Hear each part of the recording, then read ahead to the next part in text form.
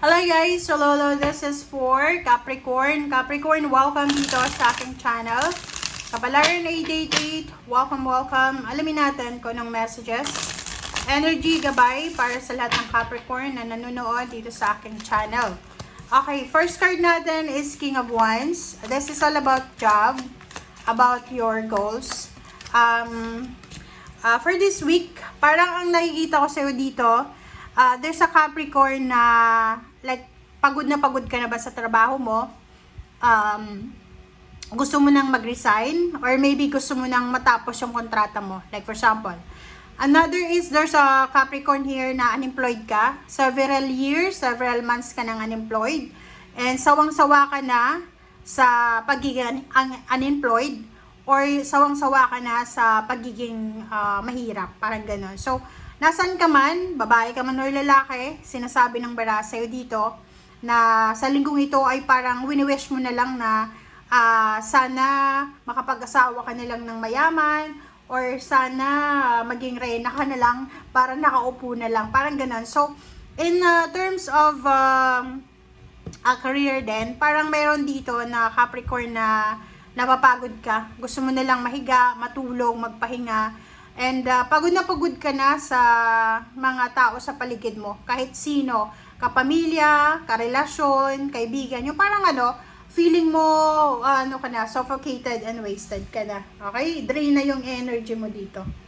Na gusto mo nang makalaya parang gusto mo nang makaalis sa sitwasyon na yan.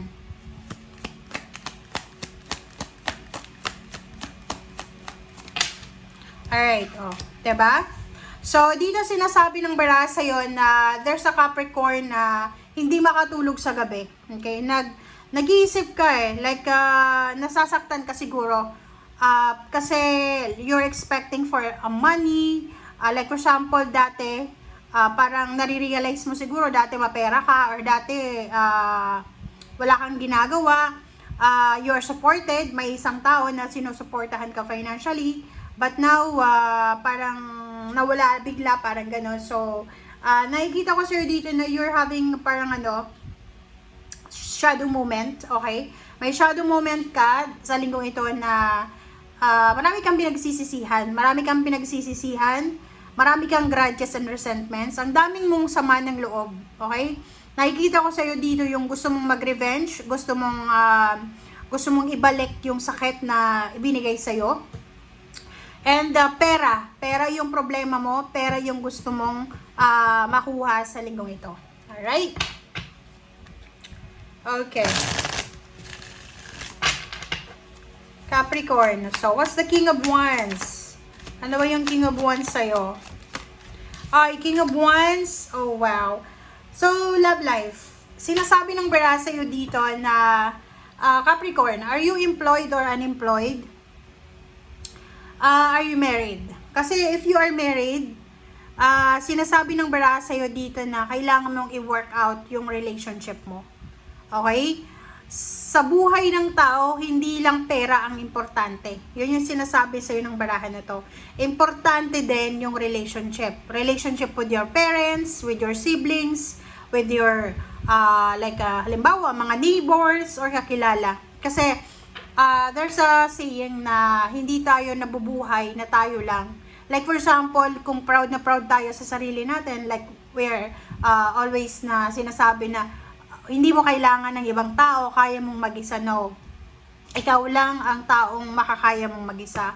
Kasi lahat tayo dito sa mundo, we are born na magkakasama talaga tayo. Okay, sinilang kang mag-isa, but nung ikaw ba ay sinilang, mag-isa ka bang lumabas? 'Di ba? May tumulong, 'di ba? Like may midwife, may doctor para mailabas ka. And your mother, 'di ba? Parang gano'n. So ganoon din pag namatay ka, meron din na maglilinis sa iyo. Hindi ka lang mabubulok diyan sa kung saan-saan.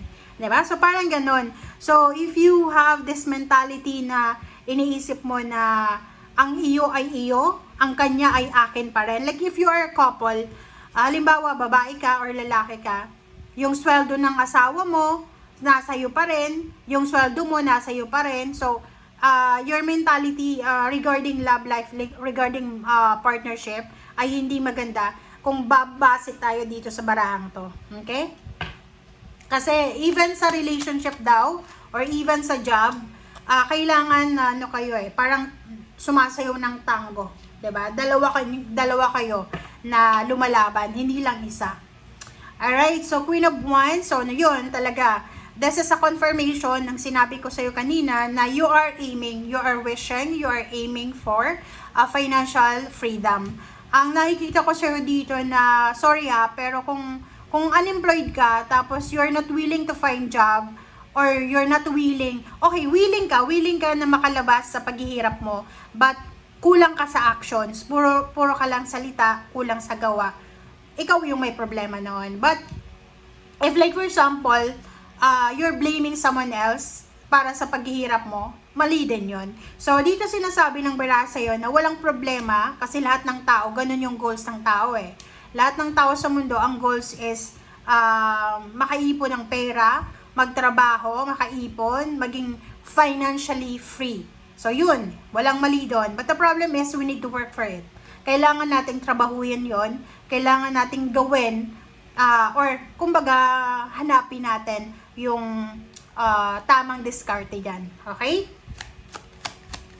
And iwasan natin na i-blame yung ibang tao, kasi parang nakikita ko dito, you're blaming someone else Like for example, you're blaming your partner, your wife, your husband, your parents para sa misfortune mo. Mali yun.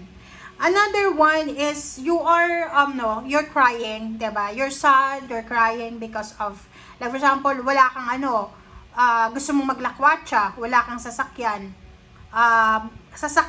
Okay? Like any types ng transportation, yun yung isa sa rason kung bakit ka umiiyak. You are sad, you are anong tawag dito? Yung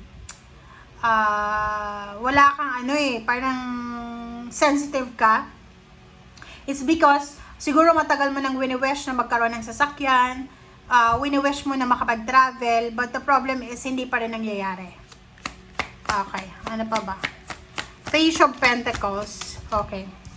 Page of Pentacles, diba? Sabi sa'yo sinasabi ng baraha sa'yo na sa linggong ito, walang masama na mag-wish, mag-manifest tayo ng pera. Walang masama na mag-manifest tayo ng kayamanan.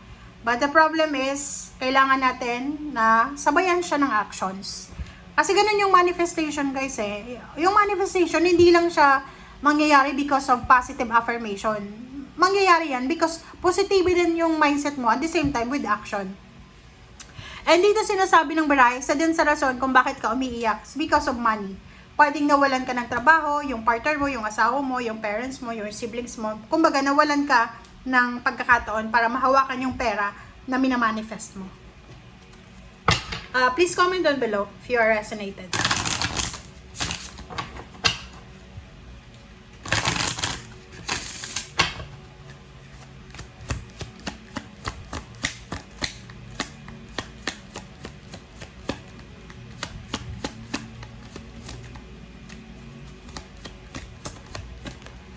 Alright, so next card natin is indecision.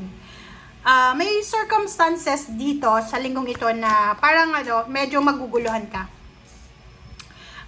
Parang yung iba sa inyo gustong makipaghiwalay, gustong mag-travel, gustong tapusin na yung relationship, gustong mag-resign, or ano ba yung gusto mong tapusin? Kasi dito sinasabi ng barahan na nagdadalawang isip ka, pero nakikita ko sa'yo dito, siguro kung may hawak kang pera, or kung may isang tao dito na mag-o-offer ng financial help sa'yo, siguro makakapag-desisyon ka sa breakup na yan, or sa kung ano man yan na gumugulo sa isip mo. Embrace the moment. Diba? Yun yung sabi ko diba? Kailangan natin natanggapin kung ano ang nangyayari sa buhay nyo. Kung may mga delays, may mga hang-ups, tanggapin mo yun kasi wala kang control doon. Embrace the moment, okay? Tanggapin mo kung anong nangyayari sa ngayon. Be positive, pero yun na nga, yung positibo yung mindset natin, at the same time, positibo din yung actions natin. Hindi lang puro positive yung iniisip natin, tapos yung actions natin is negative. At the same time, iwasan mo yung pagiging judgmental sa iyo, sa sarili mo, sa kapwa mo, or kung sino man nakaharap mo. Okay?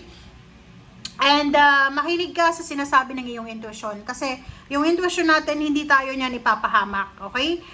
Minsan, may mga choices and options tayo na dala ng aggressiveness. So, kailangan mong iwasan yun. Kailangan, relax ka lang. Okay? Thank you guys. Bye!